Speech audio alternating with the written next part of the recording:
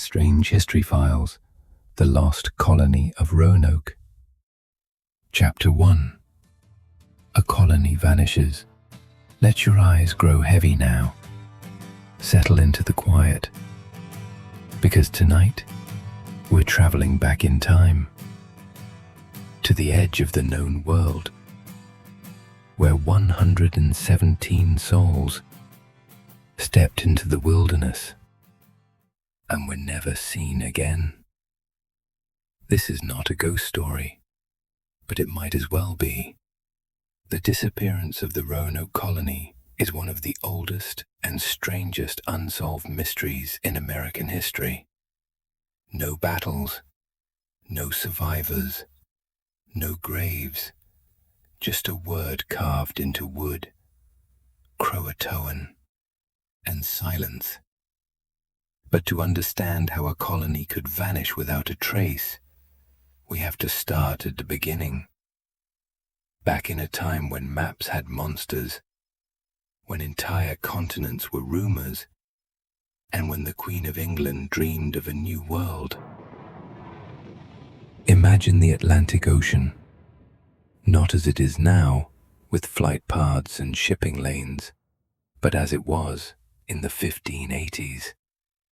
Vast, cold, filled with secrets, and somewhere across it, a patch of land, wild, fertile, dangerous, a place called Virginia, named for the Virgin Queen. This was the edge of English ambition, and the men who dared cross it. They were gamblers, dreamers, and perhaps cursed. The first man to dare it all was Sir Walter Raleigh, but Raleigh wouldn't go himself. He had royal favor. He had to stay in court. So he sent others in his name, to plant a flag, to claim a continent, to bring glory to England. And so it began. You can almost hear the creak of wooden ships, sails catching the wind, salt in the air. The year is 1584. 2 ships, a scouting mission. They reach the shores of what is now North Carolina and find a chain of barrier islands, lush, quiet, watched by eyes hidden in the trees. They name one of these islands Roanoke, and they return to England with stories of paradise. But like many dreams, this one was built on fragile hope. The first colony would fail, so would the second, and then came the third, the one that vanished. Before we get to that, let yourself drift. Close your eyes if you wish, and imagine the coastline, untouched, untamed, no cities, no roads, just forest and silence, and the occasional flicker of smoke on the horizon. The sign that someone or something is out there. This is the land the colonists will soon enter, and this is where they will disappear, but not yet, not tonight. First, we must understand who they were, what they hoped for, and why history forgot them. Next, we journey into the dream of empire and the beginning of a story that would end in silence. Chapter 2. The Dream of a New World. In the late 1500s, England was a rising power, but it was still behind. Spain had claimed much of the Americas. Gold was pouring into Madrid, and England was watching. Queen Elizabeth I knew that power belonged to the nations who dared to reach beyond the horizon, and no one dared more boldly than Sir Walter Raleigh. Raleigh wasn't a king, but he had the Queen's ear. He was handsome, ambitious, a poet, a soldier, and a man obsessed with the idea of a new world. He convinced Elizabeth to grant him a charter, permission to explore, colonize, and claim lands in her name. It was part exploration, part conquest, and part fantasy. Raleigh dreamed of a utopia, a perfect English settlement far from the cold politics of court, a place of trade, of glory, of endless possibility. He would not go himself, he would send others. In 1584, his first expedition arrived off the coast of what is now North Carolina. They mapped the land, met the native tribes, and returned home with glowing tales of fertile soil, gentle natives, and boundless opportunity. They called the land Virginia, and it captured the imagination of England. But dreams have a way of hiding their dangers. In 1585, Raleigh sent another group, this time to settle.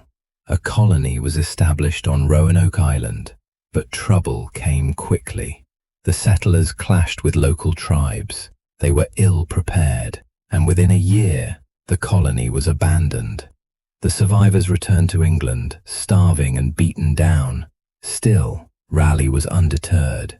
He believed in the vision. He believed that a proper colony could thrive. All he needed was a new leader, someone with experience, someone with a personal stake. He chose John White.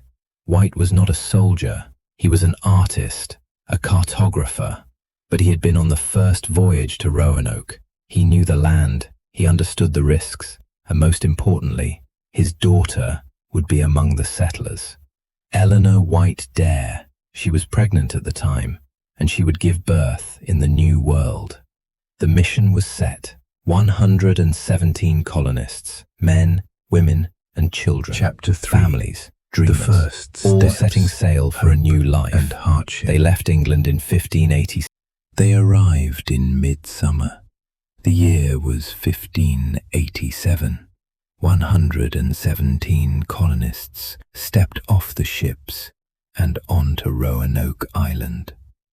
The sun was hot, the air thick with salt.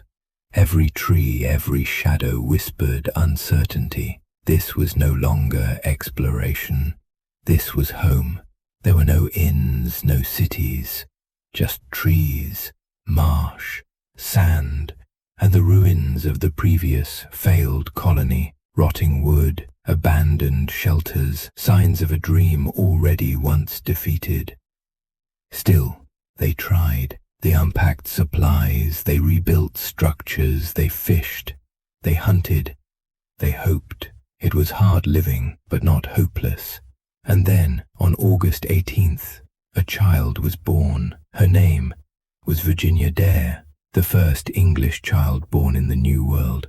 The colonists saw her as a sign, a symbol of something lasting, something alive. But hope, like fire, needs tending, and there was danger on all sides. The Roanoke colonists were not alone. Native tribes lived all around them. Some were cautious, some were friendly, but others remembered the previous English settlers, the ones who had burned villages and demanded food. Tensions were rising, supplies were running low, and the colony, only weeks old, was already beginning to crack. That's when Governor John White made a fateful decision. He would return to England, just for a short while. He'd gather more supplies, more settlers, and return within a few months. He left behind his daughter, his son-in-law, and baby Virginia, and set sail, unaware that he might never see them again. The ships disappeared beyond the horizon, and Roanoke was left alone. 117 souls on the edge of the world, waiting. Days turned into weeks, weeks into months, and John White did not return because something had gone terribly wrong in England. Chapter 4. The Delayed Rescue. John White had expected to return quickly, 3 months, maybe 4. That's all it should have taken to resupply in England and return to his colony, to his family, to his granddaughter, Virginia Dare. But history had other plans, because just as White arrived back in England, the country was thrown into chaos. Spain had declared war. The Spanish Armada, one of the largest fleets the world had ever seen, was preparing to invade. Every English ship was needed for defense. No vessel could be spared for a return trip across the Atlantic. White pleaded with authorities. He begged for passage back to Roanoke, but no one would listen. England was fighting for its survival, and so he waited. A month passed, then another, then a year, and another. 3 full years after leaving Roanoke, John White finally secured passage back. It was 1590. He boarded a private expedition, 2 small ships, dangerous, leaky vessels, but they were all he had. The crossing was rough. They were attacked by pirates, delayed again by storms. One ship was damaged and turned back. But White pressed on. His thoughts were haunted by the faces of those he had left behind. His daughter, his granddaughter, now 3 years old. What had become of them? He imagined them waiting, thin from hunger, watching the horizon, hoping to see his sails. But when John White finally reached Roanoke Island, there was nothing. No laughter, no voices, no smoke from cooking fires. The colony was empty, completely, eerily gone. No bodies, no signs of violence, no collapsed walls or burned shelters, just abandoned homes, rotting timbers, and one word carved into a wooden post: Croatoan. There was no distress signal, no cross carved beneath the word which would have indicated danger, just Croatoan. A name, a clue, a whisper from the vanished. John White searched the island. He found footprints, but no people. Tools left behind, barrels emptied, but no sign of what had truly happened. And worst of all, a violent storm was coming. His ship's captain refused to stay any longer. White begged for more time, just a few more days to search. But they sailed away, and John White never returned to Roanoke again. He would die in England, never knowing the fate of his family, never knowing what happened to the lost colony, and the mystery was born. Chapter 6. Stranger Possibilities. When logic fails, imagination fills the void. Over time, the mystery of Roanoke began to attract stranger theories, ideas that reached beyond history, beyond evidence, into something older, darker, and harder to explain. Some whispered of curses, that Roanoke was doomed from the start. A cursed land, a warning ignored, a punishment for invading sacred ground. Stories emerged from local tribes, legends of spirits in the forest, of islands that swallowed people whole, of places where voices called from the trees, and no one returned. Others believed the colonists were taken, not by man, but by something else, something otherworldly. Time slips, portals, theories that the colony vanished into another dimension. One moment they were there, the next, gone, like mist burning off in morning sun. It sounds impossible, but the details feed the mystery. No signs of violence, no bodies, no struggle, just empty homes, and a word, Croatoan. That word, too, has a strange legacy. It would appear again in history, always near death, always near disappearance. In the early 1800s, the American writer Edgar Allan Poe was found delirious on the streets of Baltimore. Just before he died, he supposedly whispered a single word, Croatoan. In the late 1870s, a stagecoach robber named Black Bart left behind a Bible after one of his crimes. Inside, scribbled in the back, was one word, Croatoan. In 1921, the infamous plane hijacker Amelia Earhart carved something into a tree, according to one unverified tale, on an island where she may have crash-landed. That word, Croatoan, coincidence, folklore, fabrication, no one knows for sure. But the word lingers like smoke, attached to stories of vanishing, of mystery, of silence. The lost colony may be gone, but the legend it left behind keeps mutating. Even now, people visit Roanoke Island. They walk the quiet trails, stand where the colony once stood, and they say the forest feels different, not evil, but not normal either. A place holding its breath, keeping secrets, refusing to speak. And maybe that's the strangest part of all. The silence, the waiting, the sense that something happened there, something we weren't meant to find. 7. The Croatoan mystery grows. For centuries, the word remained, carved into a post, weathered by wind and time. Croatoan. It was the only clue. A single word, no sign of urgency, no cries for help. And yet, it has echoed through time. Modern historians began looking again, this time with tools the colonists never could have imagined. Satellite imaging, ground-penetrating radar, genetic databases. And still, no answers. But the Croatan tribe, they were real, still are, and in their stories there are echoes. Tales passed down about light-skinned children, about settlers who came and stayed, not as conquerors, but as kin. In the early 1700s, English explorers met tribes in the Carolinas who spoke fragments of Elizabethan English. They saw grey eyes, fair hair, old names. Was this coincidence? A blending of later settlers? Or were these the descendants of the lost colony? There is no proof, but the whispers persist. Even today, families in the region claim ancestry from Roanoke. The names Dare, White, and Eleanor still appear on local rolls. Some speak proudly of their mixed heritage, part native, part colonial, part legend.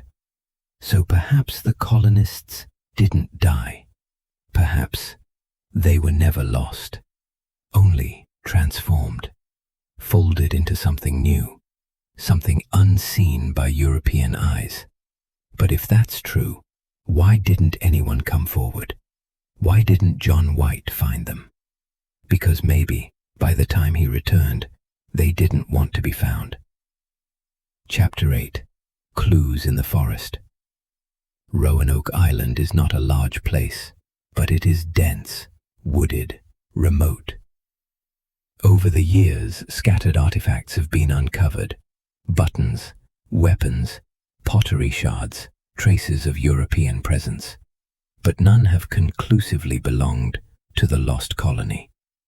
There are no signatures, no names carved into the dirt, no diary tucked into a tree hollow. And yet, something lingers. In 2007, archaeologists working inland, not on Roanoke itself, but in an area called Site X, found what appeared to be parts of a settlement. European tools, metal fastenings, ceramic fragments. The site was far from the original colony, miles away. Could this have been where the colonists went? It fit the theory that they moved, intentionally and together, away from the exposed coastline, deeper into the mainland to start again in secret. No one knows for sure. The evidence is incomplete, but each piece adds a layer, a new shade of possibility. Somewhere, beneath centuries of soil and silence, the truth is waiting. Chapter 9. The Lost Map and the Hidden Fort. In 2012, something remarkable happened. Historians re-examining an old Elizabethan map discovered something strange. The map had been drawn by John White himself. It showed the coastline of Virginia and the Carolinas, but beneath one section, hidden under a patch of paper, was a red and blue star, a symbol, covered on purpose. When the top layer was removed, it revealed the outline of what may have been a fort, not on Roanoke, but inland near the Chowan River. No one knows why the fort was hidden or if it was ever built, but some believe it marked the destination of the colonists. Perhaps John White knew more than he admitted.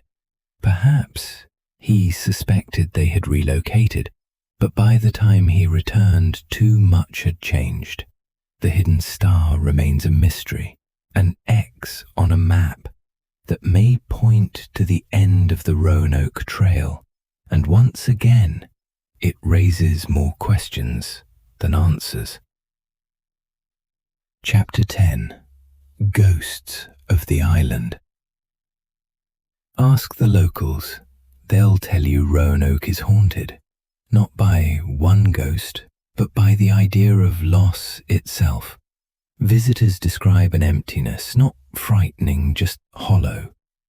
Some say they hear whispers at night, voices calling out, a baby crying from the woods, footsteps that vanish into the fog. Of course, it could be wind, or imagination, or the power of suggestion. But stories have power, and the story of Roanoke has soaked into the land, into the trees, into the marshes.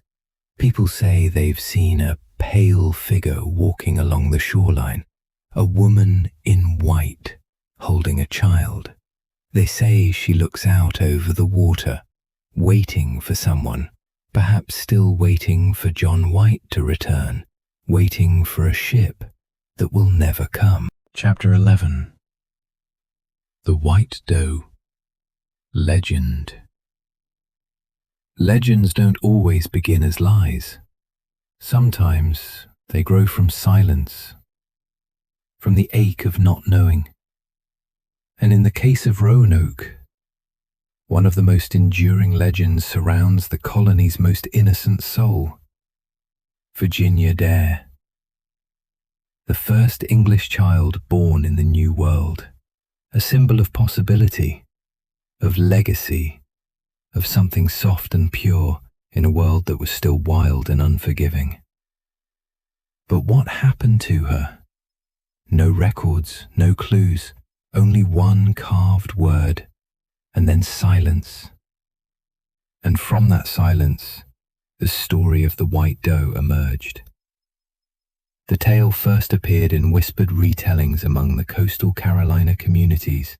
Later, it was written down in ballads, poems, and eventually even children's books. According to legend, Virginia Dare survived. She was not killed. She was not abandoned. She grew up among the Croatan people. She learned their ways, laughed in their villages, lived in peace. But she never forgot who she was. As she grew, her beauty was said to be unearthly.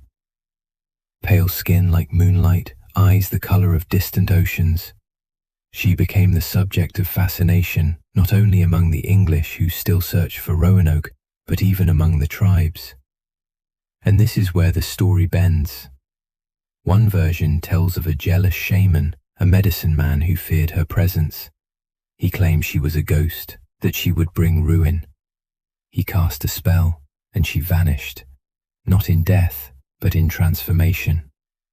Virginia Dare, the legend says, was turned into a white doe, a ghostly deer that wandered the woods of Roanoke and Croatoan, silent, elusive, watching, always alone. Hunters who pursued her were said to miss every shot. Their arrows would curve, their bullets would jam, but one man, heartbroken and driven by obsession, fashioned a bullet from silver, and when he finally shot the doe, it fell. And as it lay dying, it transformed back into a young woman, with pale skin and eyes full of sorrow. Virginia Dare, they said, had finally returned to the earth. The legend isn't history, But it's something else. A grief song, a way to explain what facts could not, a way to give the child a story, even if no one could give her a grave. Today, statues of the white doe stand in gardens, schools bear her name, poems are still written in her honor. In the quiet woods around Roanoke, some say they've seen a flash of white in the trees, a shape watching, a spirit walking, and though the tale cannot bring answers, it brings peace, because in the end, the white doe reminds us of something tender. Even in history's coldest corners, we still reach for beauty. Chapter 14. Wordless Walls, Searching for Graves. One of the strangest details about Roanoke's disappearance isn't what we found. It's what we didn't. No bodies, no bones, no graves. Not a single marked burial site, not a single clear sign of death. In a place where over 100 people lived, how can there be no trace? Even in chaos, people bury their dead. Even in disaster, some remains persist. But not at Roanoke. Over the centuries, archaeologists have sifted through soil, mapped the land and scanned beneath the surface. But graves remain elusive. Some believe the settlers buried their dead inland, far from camp. Others think the rising sea consumed the coast, washing away anything left behind. And there's a darker theory still, that the colonists weren't buried at all, that they died far from Roanoke, taken by force, by starvation, or in flight, their bodies scattered across unknown terrain. But even so, something should have remained. Teeth, jewelry, clothing, signs of a life once lived, but Roanoke holds its silence. It's as if the land refuses to give up its dead. Some believe the graves are there, just deeper than we've looked, hidden beneath roots and water, concealed by centuries of erosion and growth.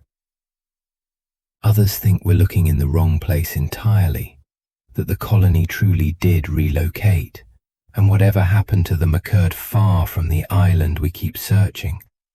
In the absence of graves, we're left with questions. How do people vanish without a trace? What does it mean to live and then to leave no evidence behind? Roanoke's ground is still, its trees sway softly, and beneath that quiet, the truth sleeps undisturbed. Chapter 15. The Secret Orders of Sir Francis Walsingham. Beneath the polished veneer of Queen Elizabeth's court, another world existed. One of whispers, secrets, and silent war. And at the centre of that world was Sir Francis Walsingham.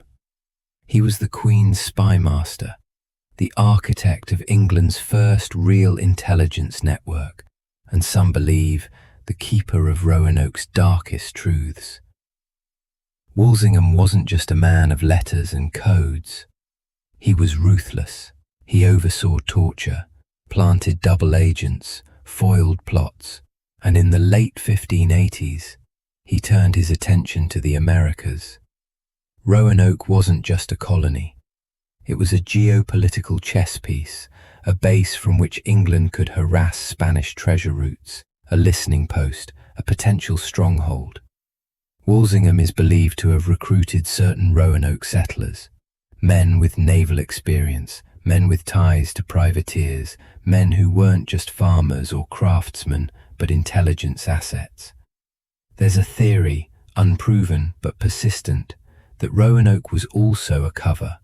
Could it be that the colony's location was never meant to succeed as a settlement? That it was meant to provoke Spain, to draw attention, to test the waters? And when it served its purpose, it was left to vanish. Walsingham died in 1590, just as White returned to find Roanoke gone. He took many secrets with him, including, perhaps, the real story behind the colony's fate. It's a shadowed theory, but in the world of espionage, silence often speaks the loudest. Chapter 16. Disappearance. Patterns in early colonies. Roanoke wasn't the only colony that struggled, nor the only one to vanish. The history of early settlement in the New World is filled with silence, with names you've never heard, places that flickered into existence and then faded like smoke.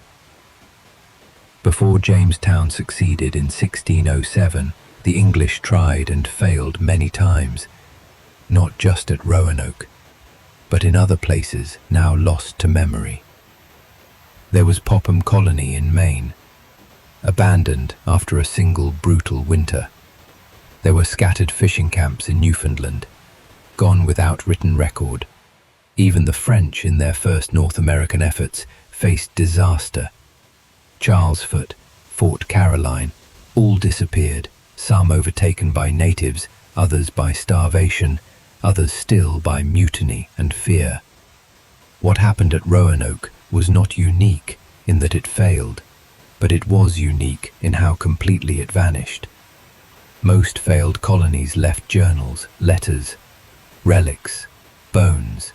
Roanoke left almost nothing, and this pattern, this vanishing, would echo again later in history.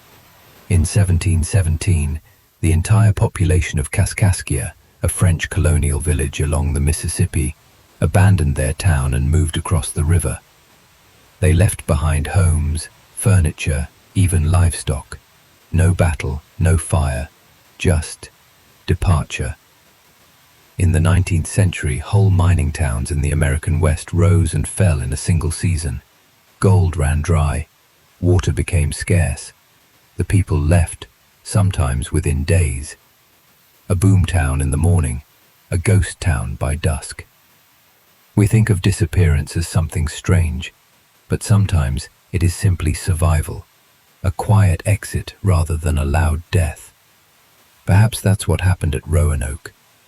Perhaps they were not lost, but chose to leave, to dissolve into the land, to join those who knew how to live off of it. What makes Roanoke different is not that people left, it's that we didn't get to watch it happen, and in that blind spot, that absence of witness, our imagination has run wild. We want disaster, we want conquest, we want mystery. But maybe they simply walked away and chose not to leave an explanation behind. Chapter 17. The Language Trail. Words left behind. When people disappear, their words often remain, written in diaries, etched in tree bark, passed down in stories. But Roanoke left no letters, no journals, just one word carved into wood, Croatoan. And yet, language may still hold clues. In the years after Roanoke's disappearance, English explorers continued to interact with native tribes along the coast. And occasionally, they heard something strange, words, phrases, names that didn't quite belong. Tribes that had never met a European before used fragments of English, phrases like master, cup, or sword, sometimes mispronounced, sometimes oddly placed. Where did these words come from? One explanation is trade. English goods traveled far. Even tribes hundreds of miles from Roanoke might have received tools or clothing, and with them the words attached. But some linguists believe the influence went deeper. Among the Lumbee people, a tribe in present-day North Carolina, stories persist of light-skinned ancestors who brought English words, European customs, and even names like dare and white. These weren't just objects, they were cultural remnants, the kind left behind by real, living people. Linguists studying dialect patterns have found odd irregularities, structures not found in other native languages, as if something else had fused with the original tongue, something from the outside. Could this be the ghost of Roanoke's language? If the colonists survived by joining native communities, they would have brought their speech with them. Children raised between cultures might blend the two, creating a new dialect, half remembered, half inherited.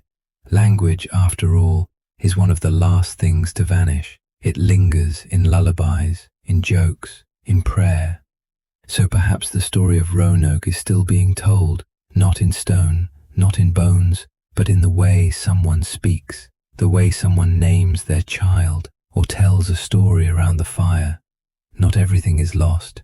Some things just change their shape. Chapter 18. DNA Dreams and Dead Ends. In the 21st century, a new kind of search began, not with shovels, not with maps, but with code. Geneticists turned their eyes to Roanoke, hoping that blood would tell the story that words could not. The theory was simple. If the colonists had joined native tribes, their DNA might still be present in modern descendants, so researchers began collecting samples from families in eastern North Carolina, from Lumbee tribal members, from those who claimed descent from the Whites, the Dares, and the other names tied to Roanoke. At first, there was excitement. Some individuals carried genetic markers common in Western Europe, others showed unexpected haplogroups, patterns of ancestry that didn't match known migration paths. But as the sample size grew, so did the complexity. DNA is not a straight line. It twists, overlaps, confuses. What looks like English ancestry could be from a later settler. What looks like Native American could be ancient, even prehistoric. The problem was not a lack of data, it was the inability to draw a clear link, to say, this person descends from that colonist, because too much time had passed, too many stories had intertwined. And then came the ethical questions. How do you interpret genetic history without reinforcing myths? How do you respect living tribes while searching for dead colonists? For now, the DNA trail is inconclusive. Some still believe the answers lie in the blood, that with better technology, better databases, we'll find a match. That somewhere, a child of Roanoke lives on, generations removed but traceable. Others caution patience, because even if we find a match, what will it tell us? That someone survived, that someone had children, but not what they felt, not what they feared, not why they carved that word, and vanished. Chapter 19. The Dare Stones Controversy. In 1937, a man named Lewis Hammond walked into Emory University with a stone. It was heavy, weathered, and covered in writing. The words were carved in Old English, and they claimed to be from Eleanor Dare, the daughter of John White and mother of Virginia Dare. The stone told a story, that the colonists fled Roanoke, that they traveled inland, that they faced starvation, disease, and attacks, and that eventually only 7 survived. If true, it would be the first real account of what happened to the lost colony. A message from the past, etched in stone. The professors were intrigued. They examined the language, the spelling, the stone itself. It seemed possible. Then more stones appeared. Another, and another, each with more of the story, each found by someone else, often far from the original site. Soon, the collection numbered over 40 stones, but something felt wrong. The style shifted. My people seeking fame, money, or both. But what about the first stone? Some still argue it may be real, that it was buried for centuries, that its message, raw, brief, and written in grief, could have come from Eleanor herself. The university locked it away, But the debate continues. Even in fraud, we see our longing, our desperate need to hear from the vanished. We want them to speak, to tell us what happened, to leave behind one last word. And if no such word exists, we may be tempted to write it ourselves. Chapter 20, Croatoan in American Folklore. Croatoan. The word is more than a clue now. It's a symbol, a kind of mythological signature that appears again and again in American lore. Writers, poets, and screenwriters have seized upon it. It has appeared in horror stories, detective novels, and television shows, sometimes as a curse, sometimes as a riddle, always as a whisper from the past. In the works of H.P. Lovecraft and Stephen King, it becomes an omen, a mark of madness, of something unspeakable about to return. In conspiracy circles, the word is treated like a code, a secret breadcrumb pointing toward hidden truths. Even television shows like American Horror Story have dramatized Roanoke's disappearance, blending history, legend, and fantasy into a surreal tapestry of fear and loss. But the truth is simpler. Croatoan was a real place, home to real people, a name etched not in magic, but in wood. And yet we've turned it into something else, a symbol of the unknown, of what happens when the world looks away for just a moment and something disappears. It's the silence in the hallway, the empty chair at the table, the name you say out loud and no one remembers. Croatoan has become a ghost word, and like all ghost stories, it tells us more about the living than the dead. We fear being forgotten. We fear never knowing. We fear writing something down and no one coming back to read it. Roanoke may be gone, but its echo lives on, not just in books or maps, but in that single strange word carved into history and into us. Chapter 21, The Roanoke Script Hoax. In every great mystery, there are those who try to solve it and those who try to rewrite it. In the early 20th century, a strange manuscript surfaced. It was called the Roanoke Script, a document said to have been uncovered in an attic in rural Virginia. The pages were fragile, the ink faded, the script old and uneven. The finder, a schoolteacher named Matthew Bell, claimed it was the diary of a young woman named Agnes White, the supposed daughter of John White, a name not recorded in history. But the script was said to be her final words, written after the colony's fall. According to the document, the settlers fled Roanoke after an attack. Some were captured, some joined the Croatoan tribe. Agnes wrote of fear, hunger, betrayal. She claimed that her sister, Eleanor, was still alive, that Virginia Dare had grown into a child of two worlds. The script spread quickly. Newspapers covered it, scholars debated it, and collectors offered large sums of money to own it. But not everyone believed.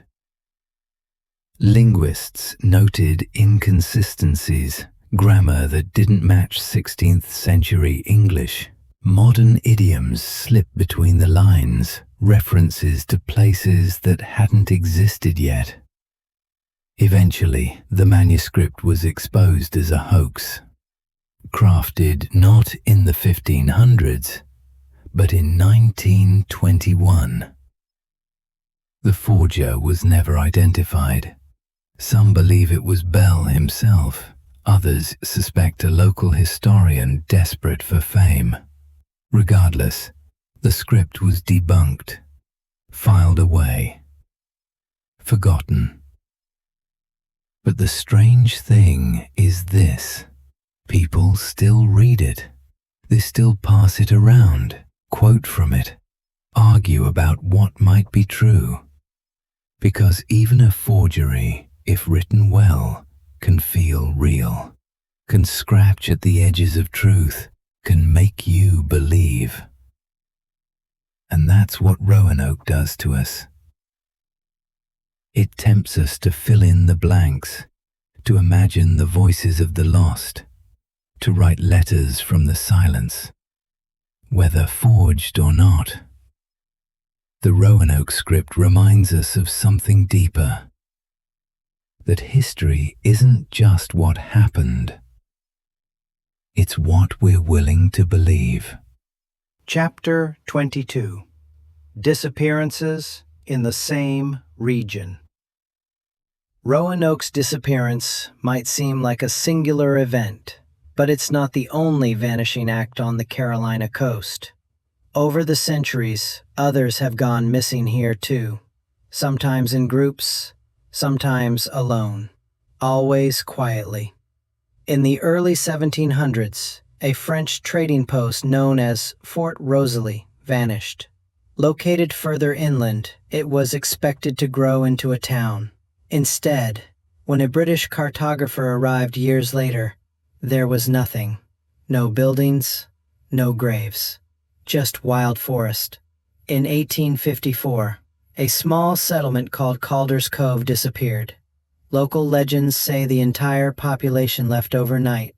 Clothes were left on lines, food on tables. Even livestock remained behind, unfed. No documents, no goodbyes, just absence. And then there's the case of the Eno Hollow Project, a 20th century development built near the suspected path of Roanoke survivors.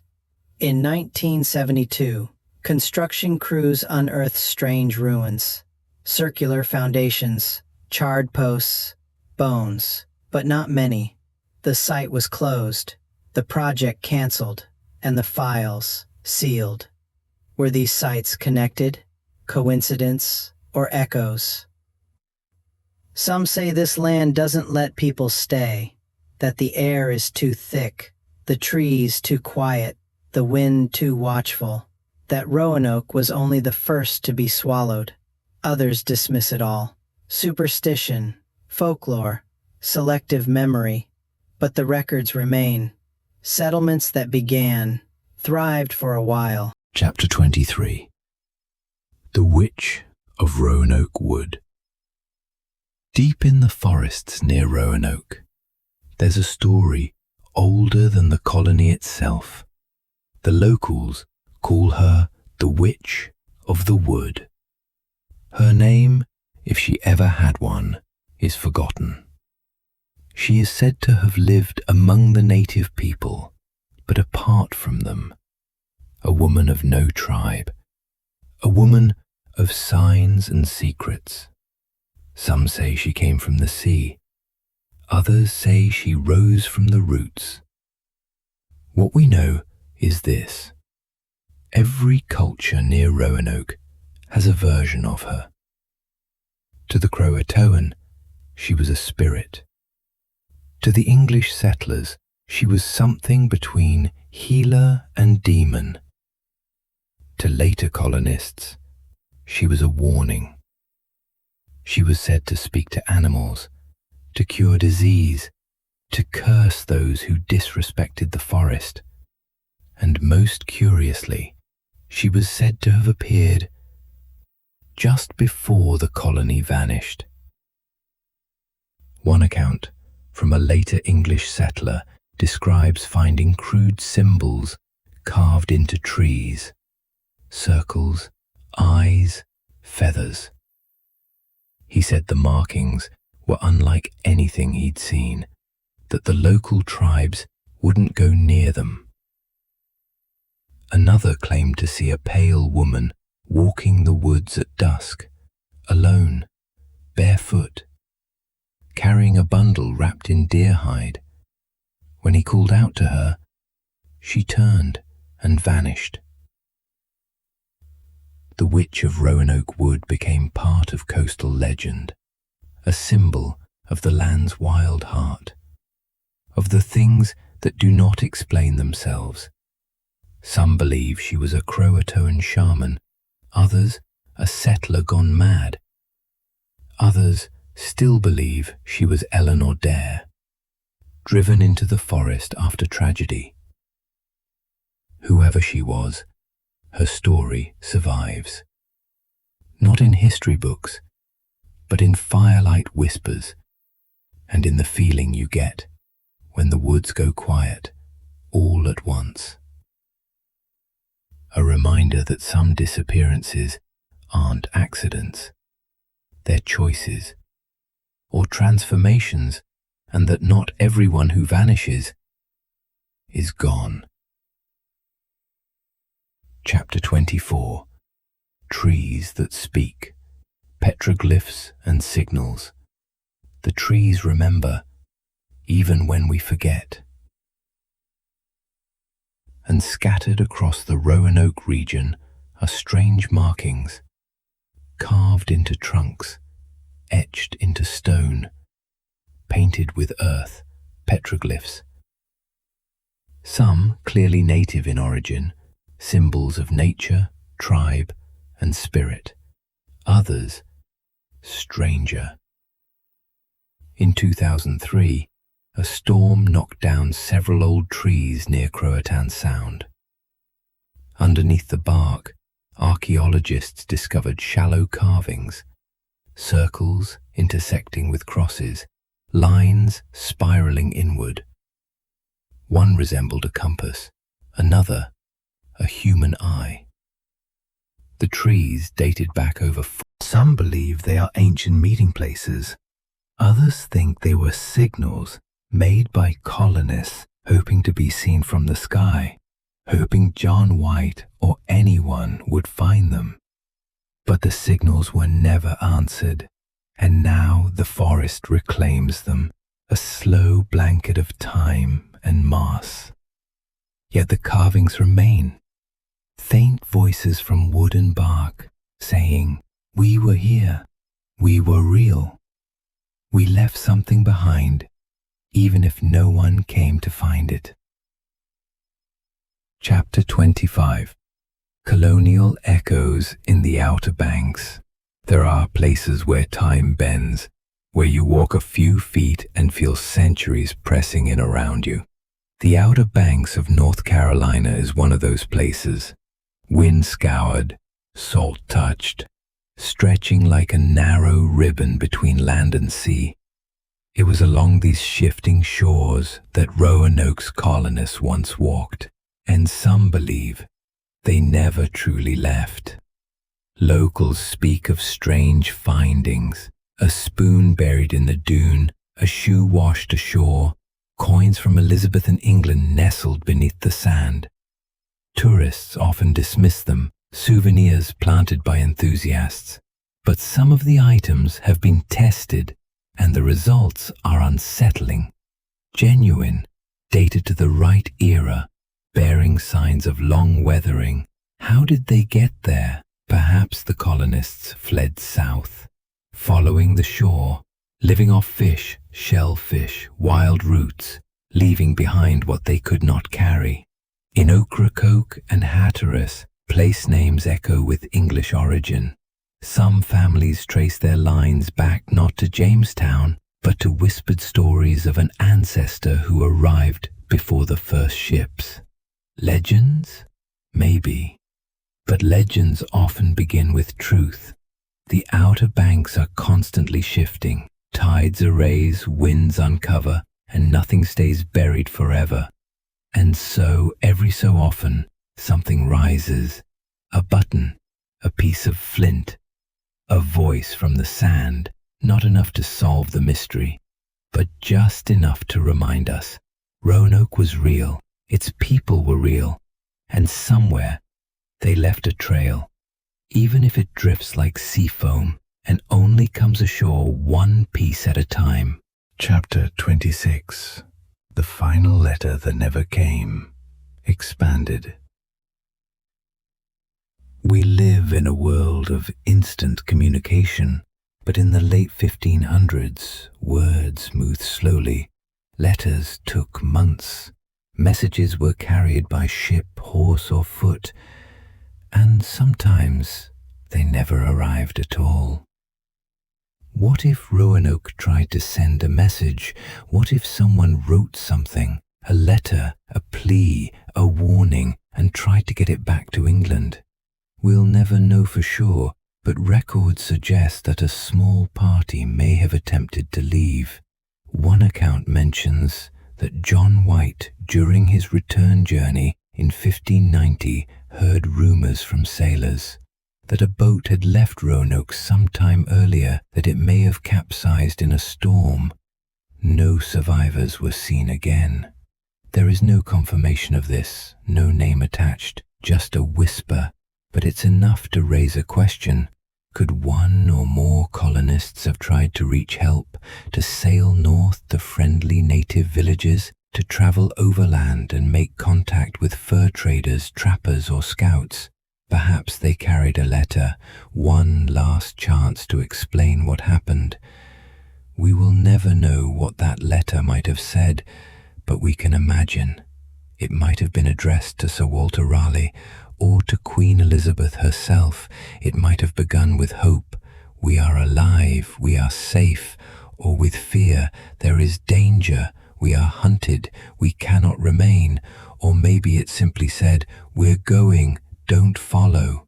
Whatever its contents, the letter never arrived. It was never read, never archived, never answered. But maybe, just maybe, it still exists. Drifting beneath silt in some forgotten harbour, trapped in a cave, buried in a box beneath a tree that no longer stands, the final letter that never came. An invisible thread cut before it reached the other side, and with it a chance at closure, lost forever. And that's the haunting part, because somewhere out there may still be words from Roanoke waiting to be found, words that could change everything or offer nothing more than a final farewell signed in fading ink. Chapter 27. Modern theories and lingering doubts expanded. Centuries have passed. Historians have sifted through every surviving document. Archaeologists have dug, scanned, and theorized. Geneticists have sequenced and compared. And still, the story of Roanoke eludes final explanation. Some scholars now say we're asking the wrong question. Not what happened, but why must we know? Why does this mystery haunt us so? Is it the eerie emptiness, the word carved into wood, the absence of graves, or the feeling that something about it just doesn't make sense? In recent years, more grounded theories have emerged. One suggests that the colonists moved inland and joined several tribes, that they scattered intentionally, not from panic but from strategy. Another proposes that they simply couldn't survive the winter, that their numbers dwindled over time, that they died slowly, invisibly, leaving little behind. Still others argue that we have misunderstood the clues, that the word Croatoan wasn't meant for John White. It was meant for us, for the future, not a destination, but a warning. Croatoan may have been sacred ground, a place beyond maps, a final refuge, or a trap. And then there are those who simply say, "We'll never know." They are the ones who accept that the truth may be gone, swallowed by time, and that perhaps that's okay, because mystery has its own kind of value. It keeps us curious, keeps us humble, keeps us wondering. The lost colony is more than a footnote. It is a mirror reflecting not just what was, but what we wish had been. And it reminds us of how fragile every settlement is, how thin the line is between history and legend, and how easy it is for stories to be erased if no one's left to tell them. Chapter 28. The Science of Vanishing. Expanded. There's a pattern to disappearance, and science has a name for it: entropy. The slow, inevitable breakdown of order into chaos, the scattering of energy, the dissolving of structures, physical, social, emotional. Roanoke was not immune to entropy. In fact, it may be one of the most profound examples of it.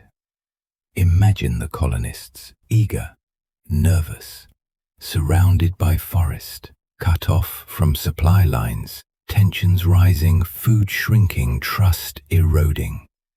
What begins as hope fractures into need. Need becomes desperation, and desperation, if shared, leads to scattering. People leave. Not in a moment of panic, but gradually. One family, then another, then a few more, until only a few remain, and then none. No battle, no storm, just the slow, natural unraveling of human order. This kind of disappearance leaves little behind because those who vanish slowly often carry their lives with them. They do not die where they lived. They simply relocate. And what they don't carry, nature reclaims. Wood rots, metal rusts, stone sinks.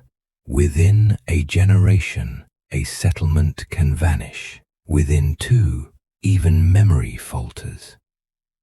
The science of vanishing shows us how fragile presence is, how quickly a place can become a ghost, how even names fade unless we speak them again. Roanoke didn't vanish all at once. It faded like mist, like breath, like a candle that runs out of air, and when the last whisper was gone, all that remained was a word, Croatoan. And maybe that's all we ever leave behind. Not monuments, not buildings, just single, strange words, carried on the wind. Chapter 29. Why We Fear the Unknown. Expanded. At its heart, the story of Roanoke taps into something deeper than curiosity. It taps into fear. The fear of not knowing, of not understanding, of not being remembered. Roanoke terrifies us because it leaves no answer, only a question. We are used to resolution, to stories that tie up, to endings that explain, but Roanoke offers none of that. Instead, it offers emptiness, an unresolved chord, a trail that stops mid-step, and that frightens us. Because if 117 people can disappear, so can we. If a child like Virginia Dare can be born into a world and then vanish from it, so can our children, our legacies, our names. Roanoke reminds us that history forgets, that the earth reclaims, that no one is immune to time. But there's another way to see it, not as a warning, but as a call to listen more closely, to ask better questions, to preserve the fragile stories we still have. Because every mystery began as someone's normal day. Every legend began as someone's home.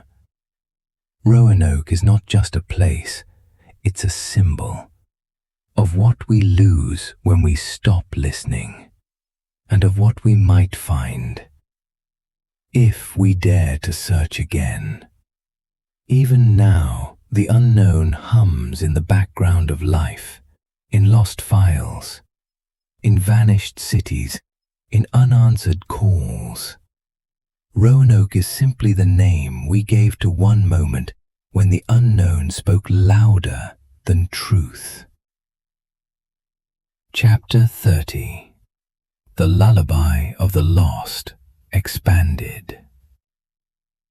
And now we return to silence, to the waves along the Carolina shore, to the rustle of wind through pine, to the hollow trees and the empty clearings where voices once lived. This is where they slept. This is where they stood. This is where they vanished. The lost colony of Roanoke. Not a story with answers, but a song with no final note. Somewhere out there, Virginia Dare still walks in legend. John White still searches the horizon. The word Croatoan still hangs in the air, like a lullaby you can almost hear. We may never find the truth, but we can sit beside it, like a campfire on a cold night, not burning to explain, but glowing just enough to keep wonder alive. And as you drift to sleep now, know that even in silence, their story is still being told, in every question we ask, in every map we redraw, in every pause